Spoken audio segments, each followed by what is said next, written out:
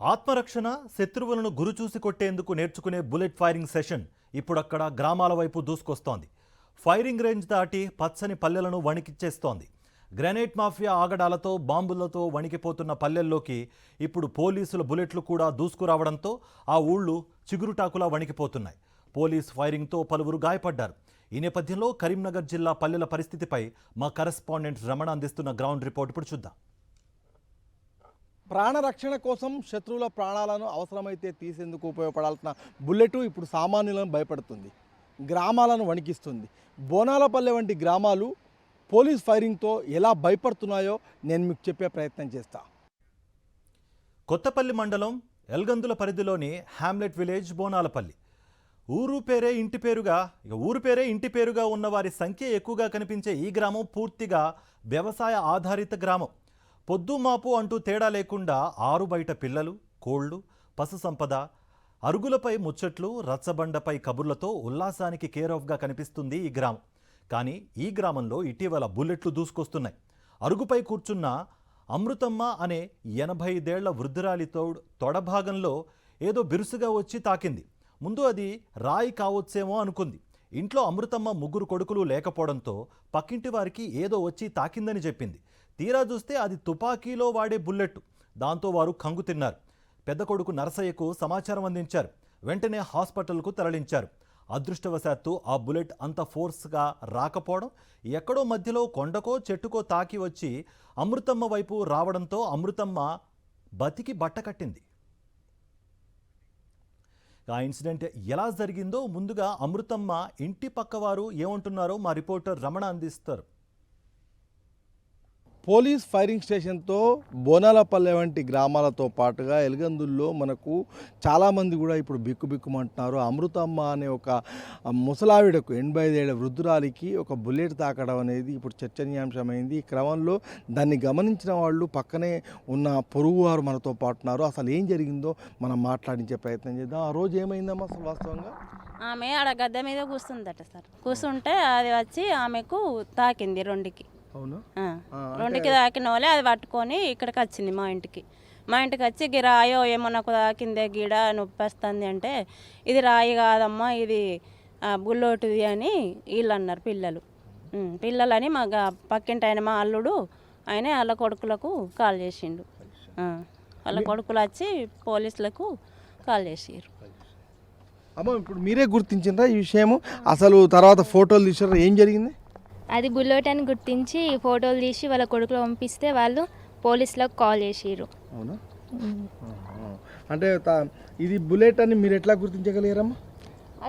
ఇదివరకు కింద పైన పడుతుంటే ఊకే గుర్తించి పక్క వాళ్ళకి తెలిసిన బావ వాళ్ళకి చెప్పి ఫైరింగ్ బుల్లెట్ అని చెప్పారు. ఇది మనం చూడవచ్చు. ఇక్కడ ఈ అమ్మాయి వీటిని ఫోటోలు కూడా తీసింది. ఈ ఫోటోలు తీసిన తర్వాత మొత్తంగా అంటే అమృతమ్మ అనే ఒక ముసలావిడకు ఇదంతా జరిగిన తర్వాత మొత్తంగా ఈ బుల్లెట్లకు సంబంధించి ఈ బోనాలపల్లి ఒక ఆందోళనకరమైన వాతావరణాన్ని అయితే ఎదుర్కొంటుంది. ఈ క్రమంలో మొత్తంగా అంటే ఇక్కడ ఫైరింగ్ స్టేషన్ ఎత్తివేయాలని ఒక డిమాండ్ కూడా మనకు వినిపిస్తుంది. ఇక బోనాలపల్లిలో అమృతమ్మకు పోలీస్ ఫైరింగ్లో వాడిన బుల్లెట్ వచ్చి తాకడంతో ఊళ్ళో ఆందోళన నెలకొంది. అప్పటికే ఆ గ్రామంలో పలుమార్లు ఇళ్ల పైకప్పులపై గోడలకు బుల్లెట్స్ వచ్చి తగిలి రంధ్రాలు పడిన ఘటనలు ఉన్నాయి. అప్పటికే ఆందోళనలో స్థానికులు అమృతమ్మ ఘటన తర్వాత మరింత భయానికి గురవుతున్నారు. ఈ క్రమంలో అసలు అమృతమ్మకు ఆ బుల్లెట్ గాయం ఎలా అయింది, ఆమె ఏమంటున్నారు, ఆమె కుమారుడు నరసయ్య ఏమంటున్నారో మా కరెస్పాండెంట్ రమణ మరింత సమాచారం అందిస్తారు. పోలీస్ ఫైరింగ్తోని గత 6 నెలలుగా బోనాలపల్లి ఇప్పుడు బిక్కుబిక్కుమంటుంది. ముఖ్యంగా గత 6 నెలల నుంచి చాలా ఇండ్లపైన బుల్లెట్స్ వచ్చి తాకడంతో కొన్ని చోట్ల రంధ్రాలు కూడా పడుతున్న దృశ్యాలు ఈ ఊళ్ళో మనకు కనిపిస్తాయి. మరొక వైపు అమృతమ్మ అనే ఒక 85 ఏళ్ల వృద్ధురాలికి బుల్లెట్ వచ్చి తాకడం అనేది ఇప్పుడు పూర్తిగా వీళ్ళను భయాందోళనకు గురి చేస్తుంది. ప్రస్తుతం మనం అమృతమ్మ ఇంటి వద్ద ఉన్నాం బోనాలపల్లిలో. అమృతమ్మకి ఏం జరిగింది ఆమె మాటల్లో తెలుసుకునే ప్రయత్నం చేద్దాం.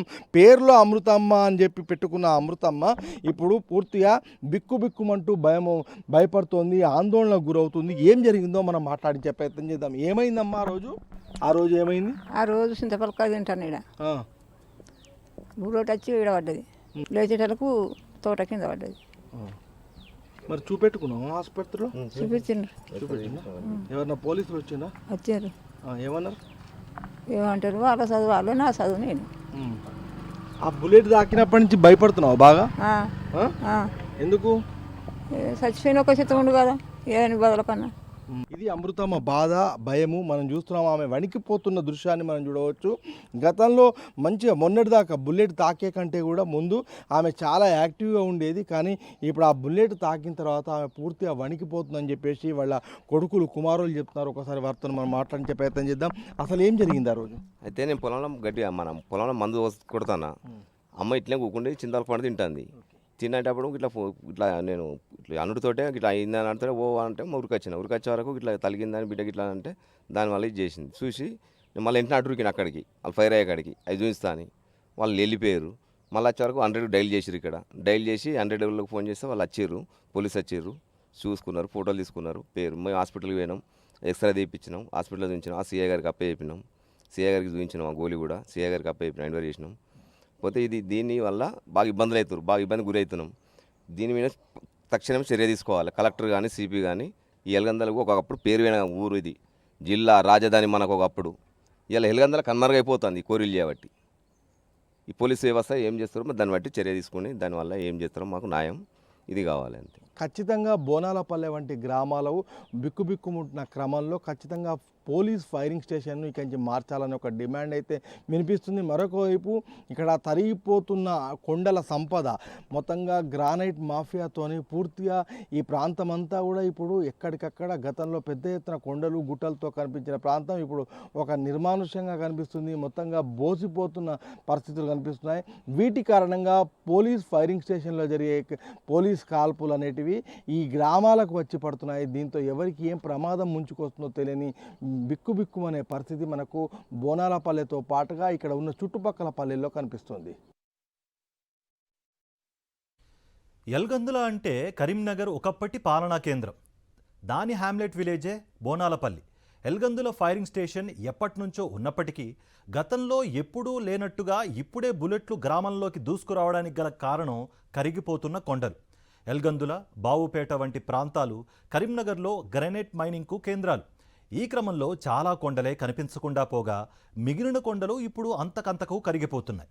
ఈ క్రమంలో పోలీస్ ఫైరింగ్ స్టేషన్కు బోనాలపల్లికి మధ్య అడ్డుగా నిటారుగా ఉండే ఓ కొండ రేపో మాపో కనిపించకుండా పోయే స్థితిలో కరిగిపోతూ ఉండడంతో ఆ బుల్లెట్స్ దూసుకువచ్చి బోనాలపల్లికి ఇబ్బందికరంగా మారుతోంది. బోనాలపల్లి గ్రామస్తులు భయం లేకుండా ప్రశాంత జీవనం గడపాలంటే పోలీస్ ఫైరింగ్ స్టేషన్ను ఎత్తివేయాలంటున్నారు అక్కడి స్థానికులు. గత 6 నెలల నుంచి ఇదే భయాందోళనకు గురవుతున్నాం బోనాలపల్లి మొత్తం. ఎందుకంటే ఆ తూటాలు అనేది వచ్చి ఇండ్ల మీద పడుతున్నాయి. దాన్ని అంతా పట్టించుకోలేదు ఇన్ని రోజులు మేము. ఈ ముసలమ్మకు తాకుడుతోనే ఒక్కొక్కసారి బోనాలపల్లి అణికిపోతురు. దయచేసి దీని మీద సిపి గారును కలెక్టర్ గారు తక్షణమే చర్యలు తీసుకోవాలి. ఆ గ్రానైట్ వ్యవస్థ అనేది తగ్గుతుంది కాబట్టి ఆ తూటలు అనేటివి మా బోనాలపల్లి మీద ఇండ్ల మీద పడుతున్నాయి. అలాగే ఈ ముసలమ్మకు గాయమైంది. దాన్ని తక్షణమే చర్యలు తీసుకోవాలని పోలీసు వారిని కలెక్టర్ గారిని మా యొక్క విజ్ఞప్తి చేస్తున్నాం. అసలు ఎల్గందులలో పోలీస్ ఫైరింగ్ స్టేషన్ ఎక్కడుంది? అక్కడి నుంచి అంత సులభంగా పోలీసులు ఫైరింగ్ చేసే బుల్లెట్స్ గ్రామాల వైపు ఎలా దూసుకువెడుతున్నాయో మా కరెస్పాండెంట్ రమణ మరిన్ని వివరాలు అందిస్తారు. కరీంనగర్ పోలీస్ కమిషనరేట్ పోలీసులు ప్రాక్టీస్ చేసే ఫైరింగ్ స్టేషన్ వద్ద ఉన్నాం. నేను మీకు చూపిస్తున్న ఒక కరకట్ట వద్ద ఆ కట్టపైనే ఒక టార్గెట్ ప్యాడ్స్ అనేటివి ఏర్పాటు చేసి ఇక్కడి నుంచి దూరం నుంచి కరెక్ట్గా వాటిని గురి చూసి కొట్టి ఆ టార్గెట్స్ రీచ్ కావాల్సి ఉంటుంది. ఆ ప్రాక్టీస్ సెషన్లో భాగంగా వెనుకకు మనకు ఒక పెద్ద కొండ కనిపించేది గతంలో, కానీ ఇప్పుడు కరిగిపోయిన కొండ కనిపిస్తుంది. గ్రానైట్ డెవలప్మెంట్ పేరుతో ఆ కొండ కరిగిపోవడంతో ఇప్పుడు ఆ బుల్లెట్స్ గురి తప్పిన బుల్లెట్స్ అన్నీ కూడా ఆ కొండ వెనుకకు ఉన్న గ్రామాల వైపు వెళ్తున్నాయి. అలాగే మనకు బోనాలపల్లె వంటి గ్రామాలు ప్రభావితమవుతున్నాయి. ఈ క్రమంలో వ్యవసాయ పనులతో పాటు పిల్లా పాపలతోని బయట కూర్చోవాలంటేనే భయం అవుతుందని చెప్పేసి వాళ్ళంతా వాపోతున్నారు. 85 ఏళ్ల అమృతమ్మ అనే ఒక వృద్ధురాలికి బుల్లెట్ తాకడంతో ఇప్పుడు ఈ విషయం చర్చనీయాంశమైంది. ఈ నేపథ్యంలో పోలీసులు కూడా ఇప్పుడు ఇది హైదరాబాద్ ఉన్నతాధికారులకు విషయాన్ని చేరవేయడంతో ఇక్కడికి ఒక అధ్యయన బృందం కూడా రానుంది. ముఖ్యంగా అధ్యయన బృందం ఇక్కడ పోలీస్ ఫైరింగ్ స్టేషన్ ఉంచాలా ఎత్తేయాలా అనేది తేల్చనుంది. తూటాగాయాలతో ఇప్పుడు బోనాలపల్లి భయం గుప్పెట్లో ఉంది. ఇప్పటికే మైనింగ్ కార్యకలాపాలతో బాంబుల మూతలతో దద్దరిల్లుతూ పగుళ్లు వస్తున్న ఇళ్లు, పల్లెల్లో రక్షక భటులైన వారి బుల్లెట్లు కూడా దూసుకురావడంతో పాలుపోని పరిస్థితి బోనాలపల్లిది.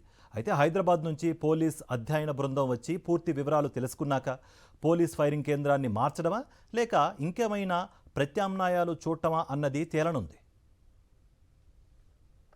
గతంలో గ్రానైట్ తవ్వకాల కోసం కొండల్లో పెట్టిన బాంబులతో హడలెత్తిన బోనాలపల్లె వంటి గ్రామాలు ఇప్పుడు పోలీస్ ఫైరింగ్తో బెంబేలెత్తుతున్నాయి.